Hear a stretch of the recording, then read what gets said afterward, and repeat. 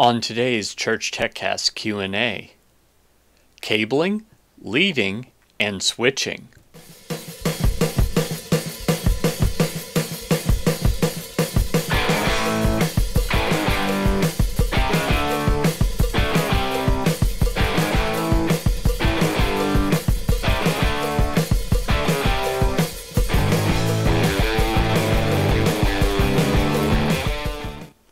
Hi everyone, and welcome again to another episode of the Church TechCast Question and Answer Show.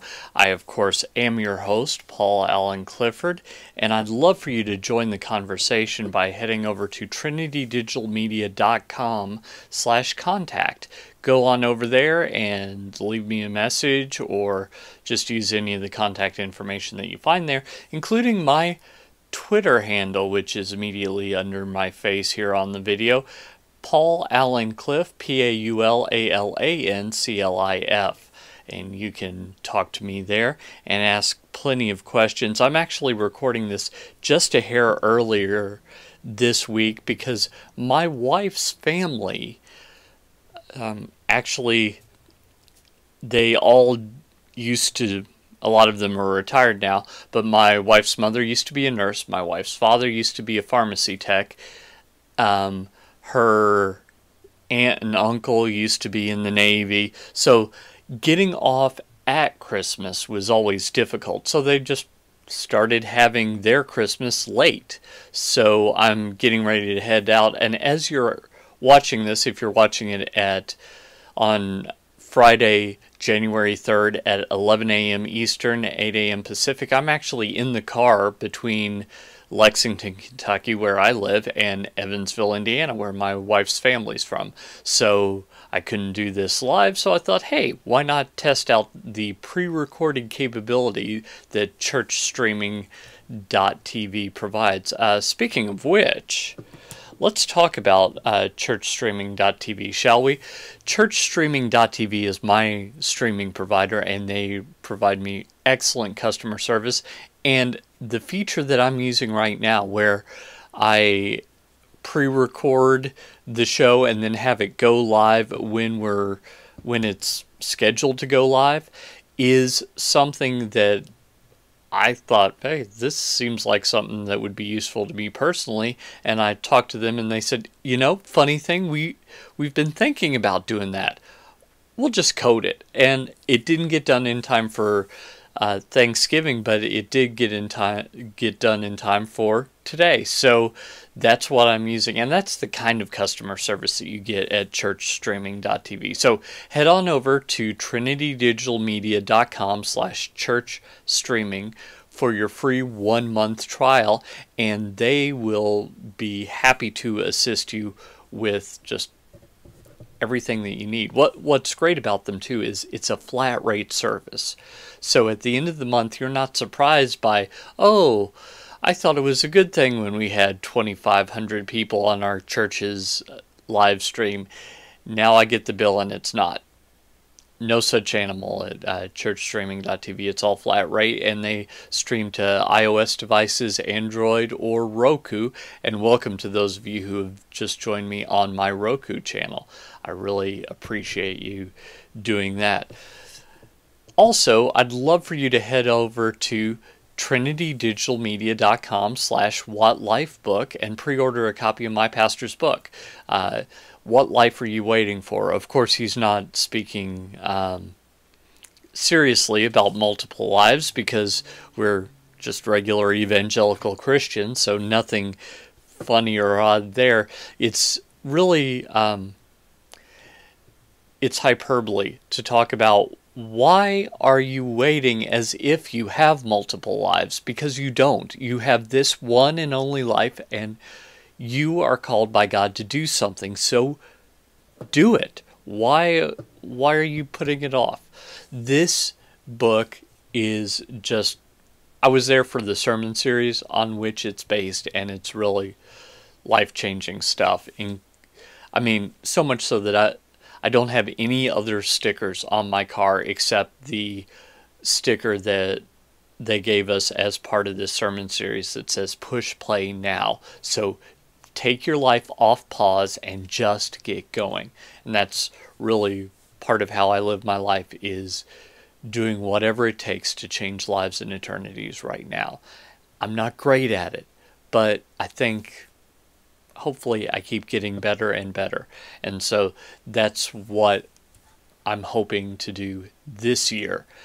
But let's talk about that on a different show. Today is all about questions and answers, and I have some great questions and answers for you. So let's start off with Holfolden.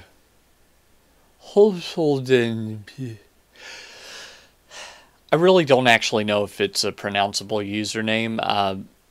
All the questions today come from churchmedia.net, which is run by a couple of friends of mine, and the usernames on that could be real words, or in the case of mine, not. So it could be that Holfolden isn't really a real name, or it could be that I'm ignorant of its pronunciation. Either way, he asks, I need some advice. I've been in charge of the multimedia for a couple of years. We're a small church, everything is voluntary. There are 4 other people who help out with the multimedia, and I can't rely on any one of them to do the job properly. It's getting to be a huge headache now, with people refusing to display songs or putting the wrong one up, messing with the recorder so I can't make a CD of the service because it's ruined, not checking things, turning up late. Now the pastor and church administrator are complaining, and I don't know what to do. I'm not convinced they're right for the job, but no one else will help out. How can I encourage these people to take the job seriously? It's like a huge game to them, and they're not bothered if it all falls apart. It's like a big joke, and I don't know what to do. I feel like saying thanks, but no thanks. So, I actually address a lot of this in my book, The Serving Church, which you can pick up on Amazon. Not that I want to make this a big infomercial, but just so you know, if you're one of my newsletter subscribers, you should have gotten a copy this past Christmas and take a look at it there. But I think that you've got a few things that you can address. First off, it all comes down to leadership. You can't make anyone do anything, but you can take responsibility for it and make changes as possible to really encourage these people. First off, I think that they don't take it seriously because they don't know that it's important. It really needs to be clear to them that what they're doing is important. Lives and eternities are hanging in the balance. You don't know who's coming in the door for the first time that will leave not touched because you weren't taking your job seriously. Now, I don't want this to be heavy or ill-fitting. I want this to be a gift to you. I want you to imagine that this is something you get to do. You get to do multimedia in the church. It's a great job. Think of all the other things that you could be doing, things that you're not at all interested in, and Jesus lets you help by doing multimedia. That's remarkable. I think you should be really, you should feel that you're lucky that you get to do this, that He's blessed you that you get to do this, because those are both true. Secondly, I think that you as the multimedia team leader need to make sure that it's clear that this is not a job for everyone. It's not. It's a job for a few people that are willing to do whatever it takes. So I call this the Marine principle. It's the idea that you don't soft sell the vision. And this could be the cause of it, by the way. If when you were recruiting the people, you said, oh, it's no big deal, it's real easy, just come in and do this and do that, what they heard is, this is no big deal, which is what you said, by the way. And you were perhaps soft-selling the vision because you felt a little insecurity out of how hard it really is. And I don't want you to feel that. Important things are hard. So why would you lie to them and tell them that it's easy? Quick story. I once got a job doing multimedia professionally at a hotel, and the guy who was in charge of it soft sold it to me. He said, "Oh yeah, no big deal. You come in a little before the meeting, you set up the stuff, come back whenever you want, tear it down, you're golden." No big deal. He actually said the words, "no big deal," to me. Well, I found out it was a big deal. As it turns out, every one of the people that were having these meetings, they felt like their jobs were on the line. So when I would often get calls during church, I'd get calls all kinds of times, days, nights, etc., from people saying, "Oh no, this horrible thing has happened." And usually the horrible thing was someone hadn't turned on the mic, or housekeeping had vacuumed the floor and hadn't plugged the XLR cable back in. But the way people were acting led me to believe, yeah, it was a big deal. But that's not the job that I signed up for. I signed up for a job that would pay my bills so that I could do what really mattered to me, which was volunteer at my church. So that was very damaging to me. And when I found out that I could get a job that was 9 to 5, 5 days a week, for more money, I jumped on it. And that was the last corporate job I had before I started doing what I'm doing right now, helping you. So I think it's very important that you don't soft sell the vision. I think you also need to assume the best of your people. It could be that they feel that they're unable to do it and they need more training. It could be that they feel like they haven't been told all your expectations. There's a lot of things that it could be. It could be that they don't even know that you're disappointed. So have a tough conversation. I know I don't like having tough conversations myself, but sometimes they have to be had. And if you're going to have a tough conversation, better do it now than when things get worse. So I really think you can do something about this, and I do absolutely believe that it might be necessary for some of these people to find another place to serve. Just because they're free and just because they're volunteers doesn't mean that they get to do whatever they want. It could be that this is not the right ministry for them. And if that's the case, and I hope it's not, but if that's the case, then find the right place for them. You want to find the right place for them. Excuse me. It's Thursday night at 9:14 p.m. as I'm recording this, and I haven't quite caught up from New Year's Eve yet, I guess. Not that I was a big party animal, because I wasn't. But staying home and keeping little kids awake so that they can, "Please, Daddy, I want to see the New Year." Not as easy as you'd think. Okay, next. T. Moore asks, help in hardware for video streaming. By the way, hint, the solution to this isn't video streaming. Okay, here's his question. Hello and God bless. We are rebuilding our church after burning down in 2011, and I've been assigned the setup of sound and video system in the church, and of course on a limited budget. We will be sending video over a VGA cable 175 feet to an Epson Powerlight 1960 projector, and also had two 32-inch smart TVs donated that will be installed in the nursery and one in the entrance area, both about 50 feet away. They're talking about eventually setting up a remote camera and streaming online, so I'm thinking I might as well get some of the stuff set up to make it easier when we are ready to install the cameras and do the streaming.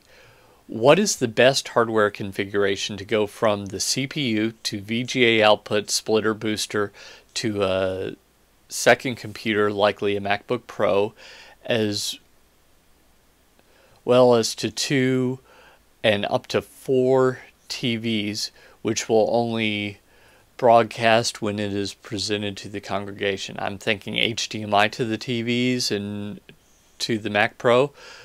We will also have wired internet at the station, as well as up to the projector at the stage for use where necessary. Okay, first off, HDMI is a bad idea. Bad idea.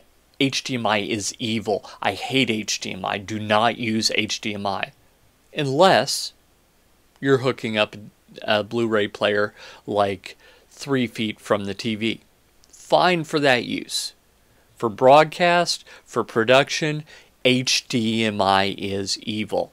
I'm sorry to come across like all crazy, but it's engineered to fail. That's what HDMI is. It's engineered to fail because they're so concerned that someone might pirate their content that they've built in things to make it fail.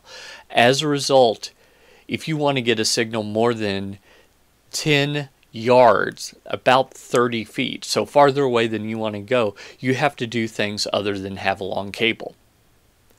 Is there any technological reason? No. It's built into the system so that it fails if the signal isn't pristine and perfect. VGA, by contrast, degrades slowly. So it will get softer, colors will fade out somewhat, but it will travel a much farther distance, and it's a much more robust system. Now, VGA is an older technology, I know, and normally I don't recommend older technologies. And I wish that I wasn't doing it in this case, but it's certainly the case that HDMI is the wrong way to go. DVI would be better than HDMI. VGA is probably the correct way to go, but you could also do SDI, HD-SDI, Stereo Digital Interface, and that would be a better way to go. Although with 2 donated smart TVs, you probably don't have a SDI. So the other thing that I'm a little concerned about is 175 feet. That's a little long for a cable run, even for VGA. So you might want to run that over Cat5, not network, Cat5. So the cable would be the same thing, but you wouldn't plug that into a router or a switch on either end. You would just use it as a conduit and get these things called balun. They balance, B-A-L-U-N, balance, and unbalance the signal so that it can be sent over longer distances, and that's what a balun does. So your configuration is going to be Mac Pro out VGA through a VGA distribution amplifier, or a VGA DA distribution amplifier, DA, which they make them 1 in, 4 out. That's what you want to use, and send 1 to your projector, 1 to each of these 2 TVs, and you should be fine. Instead of sending from the VGA DA directly over a VGA cable to the projector, I'd use a balun, come out of the VGA DA into the balun, out of the balun over Cat5, probably 170 feet or so, out of the Cat5 into the other end of the balun, the receiving end of the balun, and plug a short piece of VGA cable in there, plug that into your projector, you'll be golden. And that will work reliably for years and years to come. If you do it with HDMI, you'll be asking me why it's broken in 6 months. Because when you install HDMI, it might work, but then if it fails, the manufacturers will often tell you that it's working within tolerances. It just barely worked before, and it wasn't meant to barely work. Don't use HDMI. So this isn't streaming, by the way. This is just using additional cabling, and it's much more reliable. If your internet goes out, you're fine. If your network goes down, you're fine. No matter as long as the video stuff all has power, you should be golden. So that's why I would recommend this setup for you. Now, if you want to set up for streaming, I think I would do that separately. I don't think that I would have this in the signal chain whatsoever.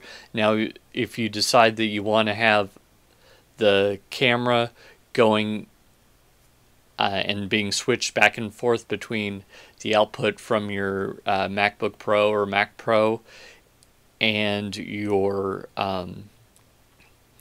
camera, you can absolutely do that through a switcher, and then take that out, go to an encoding device, or if you're using something like a I just blanked on it. NewTek makes them. Not Video Toaster. You know what I'm talking about. Taking one of those switching devices that has a built-in encoder, that works too. So Blackmagic makes some gear that's a hair more reliable that I'm a big fan of. So whatever, but that's kind of down the road. So I don't think, for what you're dealing with, I don't think I'd worry about it. Okay. Slowtown Rocks asks about an S-Video Composite seamless switcher. Does anyone know of a decent 4-input S-Video and Composite seamless switcher? I've been looking at the new Kramer VP27. It's actually perfect for our application, but the price is kind of high, and I can't confirm that it has seamless switching. Right now we're using a cheap $30 switcher, but when we switch from one input source to another, we can hear and see static on the output devices. Thanks in advance. Okay, so here's a situation where I hate recommending old tech. So it's 2014. In 2 years, are you going to be SD? In 2016, 2 years, are you going to be standard definition? Because that's the question I want you to think, because you're not going to want to lay out $1,000, which is probably the bare minimum you need to spend for what you're trying to do. You're not going to lay out $1,000 and think that you're going to replace it in a year. At least I don't think you're going to, not in the church. Now, in broadcast, we might do that. Local television, maybe. National television, definitely. But not in the church. So that's my first concern. In 2 years, if one of your sources fails, will you even be able to replace it? Will you? So I don't want to talk down to you. I think the tone of my voice might sound like that's what I'm trying to do, but it's just a concern that I have. Okay, with that said, the Adderall V4 is a piece that can do this, and it's an entry-level piece. It's around $1,000, and it'll do exactly what you're looking for. Now, I think the reason you're having trouble is you're using terminology that isn't exactly correct. So when you say seamless switcher, what you're saying is, I want a presentation switcher which seamlessly transitions between computer type devices. When you say video switcher, it's assumed that it's seamlessly transitioning between devices, and you need something with either onboard frame syncs or onboard time-based correctors, because you're not going to need something that requires gen lock, something that requires a black burst generator. That's all way above what you're looking at here. So I'd look for something in the range of the Roland V4, which is kind of a prosumer kind of device, something that you'd see like in a hotel. I'm a little concerned, as I say, about the HD versus SD situation, but I think that would do it. So if you look for a video switcher, not a video switch, a video switcher, not a video mixer. There is no such thing as a video mixer. Anyone who tells you that they have a video mixer is just mixing up an audio mixer with a video switcher. A switcher switches, a mixer mixes together multiple signals. Now, a video switcher can also mix together multiple signals, but they were originally created when you were just going from one to another. So you're looking for a standard definition, or SD, video switcher. That's what you're looking for, and I think that you'll find some stuff out there. Vidionics, you might be able to find a used MX Pro or MX1 that would do it for just a few $100s, but the Edirol V4 is something that's still made. It used to be under a different name, Roland. The Roland V4 is what it used to be before Edirol bought them. So so that's what I would recommend. Repeat, R-E, capital P-E-T-E, whose name is actually Pete. Confidence monitor wireless feed. Hi. Way out of my element in video, but our singers need some sort of confidence monitor for lyrics. We might have a space at the back of our sanctinasium. Fun word, by the way. But that's 80 feet from the stage. I think that would have to be a good size screen or projector. We use Easy Worship currently to drive our two SD screens, one signal. I was wondering about wirelessly broadcasting to a couple of 32-inch monitors near the stage with something like Chromecast. I know nothing about, or similar device. I would rather not introduce more wires laying around the stage. Any ideas? Thanks, Pete. Okay, Pete, here's a couple of problems. I can do it myself, but your system has some limitations that are going to make this hard. First off, the Chromecast would do it, except it won't do lyrics. So if you're watching a video on YouTube, you can send it over the network to a Chromecast, and that would be fine. But the output of Easy Worship isn't YouTube. So if you were using a PC, or you are using a PC with Easy Worship, if you were using a Mac with ProPresenter, for example, then you could also do it with OS X Mavericks, the latest version of the OS X software, to an Apple TV. So for about $100, you can make that happen. Except you're not using a Mac.